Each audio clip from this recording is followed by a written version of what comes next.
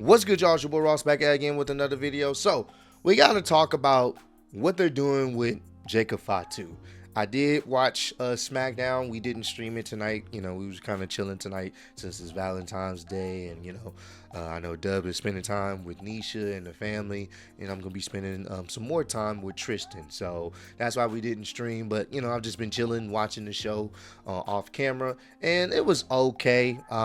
There were some things that I enjoyed, some things I wasn't the biggest fan of. But the thing that I really wanted to talk about and make this video about is what they're doing with Jacob Fatu. I truly enjoy what they're doing with him.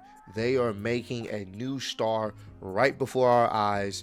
And the show centered somewhat around him, and he was a big focus of the show. They started off the show with Cody coming out there and basically kind of, he's upset. He's kind of tired of this Solo situation because he's been down this road before. So he wanted Solo to come out there so they can finally just finish this because he's just over it, which understandably so. Even as fans, we were over it. The prospect of Solo and Cody again. No. He even alluded that Samoan spike wasn't for him.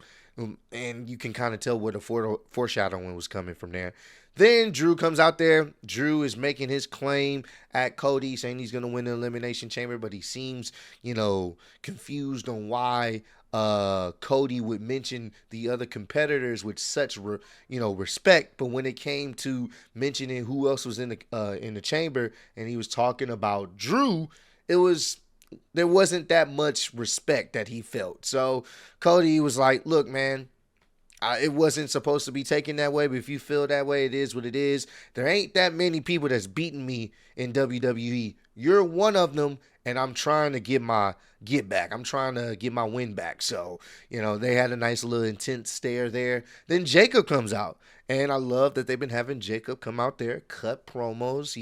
He's talking and talk. He's talking his talk and walking the walk. He comes out there, and I want to make this point very clear, and it's really great to see. He was getting some really good chants when he came out there. And he was basically like, "Hey, man, look, I see what you're talking about, Drew. I see y'all thinking, it's going to be you, but I'm going to keep it a buck with you. At the end of the day, man, I got to bring that championship, that title back to the family because it never should have left the family." And they were teasing a Drew McIntyre and Jacob Fatu match, but Drew got out the ring and said, "Nah, I'm good, bro. I'm trying to rest up for the Elimination Chamber. I'm already in it, so I don't need to waste my energy on this." All right, Cody, good luck with him, bro. And Drew walks out as the smart individual should. You don't want that smoke with Jacob. So Jacob basically steps up to Cody. He's like, "Bro, I'm gonna need to bring that title back home. When I get into the Elimination Chamber and I win the Elimination Chamber, I'm going to WrestleMania and I'm taking that title from you." And during this standoff, the crowd was chanting once again, "Fatu," really loud. I want y'all to understand how cool that is. Cody is one of the most over guys in WWE and the top guy, essentially. Crowd loves him everywhere he goes. To get a Fatu chant right in front of the most over guy in the company, that's something. That's good. So I thought that was really cool to see, just his progression in the fans, in the eyes of the fans. And then you see on the Titantron or the jumbo screen, whatever you want to call it, in the back, Solo pulls up in his all white gear, got a white turtleneck. He pulls up. And my boy Cody on time, he's like, "Bro, I'm about to go handle this now." And Jacob's like, "Nah, I need to handle this first. I need to talk to him first before any of that happens." He's like, "That's cool. You talk to him. I'm going to finish this situation." So Jacob goes back there, and he's about to talk to Solo, like, what the hell's going on? I want to give a special shout out to that JAG, like, I don't think he was security. He was like part of the production team. Tamatonga was asking, "Where's Solo?" He gave the direction of where Solo was. And Jacob, because he's just a crash out human being, decides to just attack him and throw him into production crates because he was just at the wrong place at the wrong time. So I want to give a shout out to the production guy, man. He deserves some love tonight. Hopefully they fed him well in catering. So we get to another segment where Solo's in the locker room. Jacob's like, yo, what the hell's going on, bro? Like, I've been trying to get a hold of you. Like, what's up? And Solo's like, look, man, I needed to take some time after I lost to Roman, after I lost to Ulufala. I needed to get my mind right, but I'm back now and I'm ready to lock in and we need to work together. And it seemed as if he was talking about him trying to go for Cody to take the title, but he's like, no, I want you to go win your triple threat match, win the Elimination Chamber. I need you to go win in a triple threat match, win the Elimination Chamber, and then go to WrestleMania and bring back the championship to the Bloodline. But we all have to work together. And it was very interesting to hear Solo say, I love you, Jacob.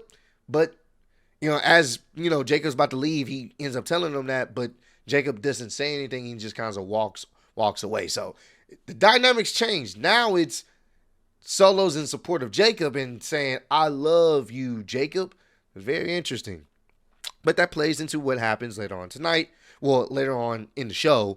So we get the triple threat match. Damian Priest, Braun Strowman, and Jacob Fatu.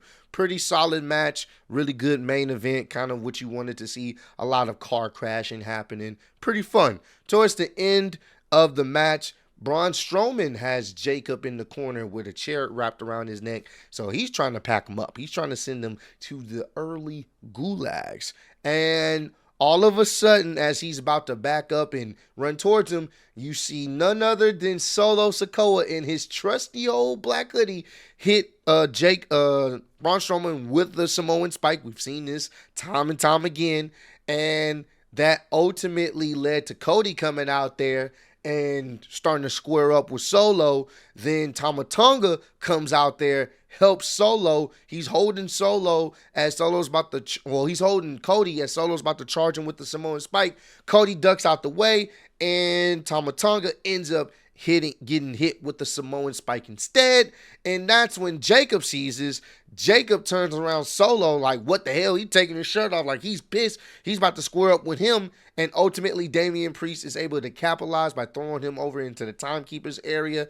And Damian Priest gets in the ring and hits the South of Heaven while Cody Rhodes hits Solo with the Crossroads onto the floor. And Damian Priest ends up getting the 1-2-3 victory, and Cody gets in the ring.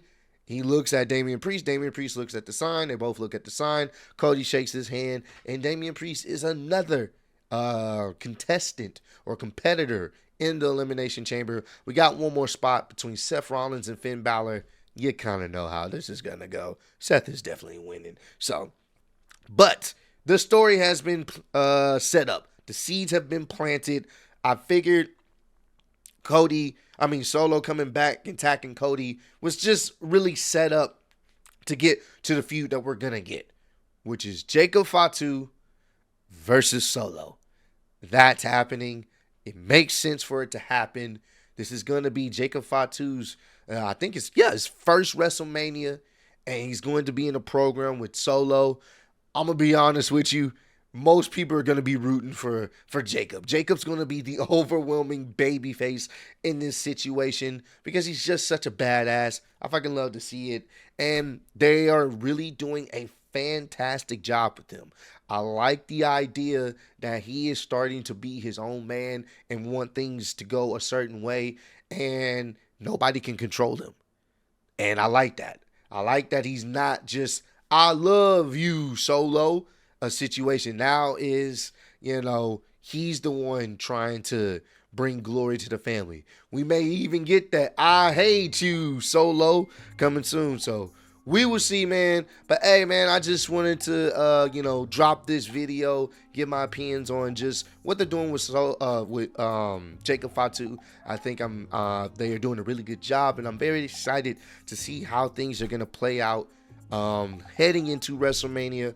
Because I do think they have their next big potential star in Jacob Fatu, and the crowd is definitely loving him each and every week they see him on TV. So comment down below. Let me know. Did you guys enjoy this episode of SmackDown? What was your favorite part? What was your least favorite part? And are you guys looking forward to Solo Sikoa versus Jacob Fatu. Y'all let me know down below. But I appreciate all love, support. Road to 150K. Appreciate y'all kicking with me. See y'all next one. Peace.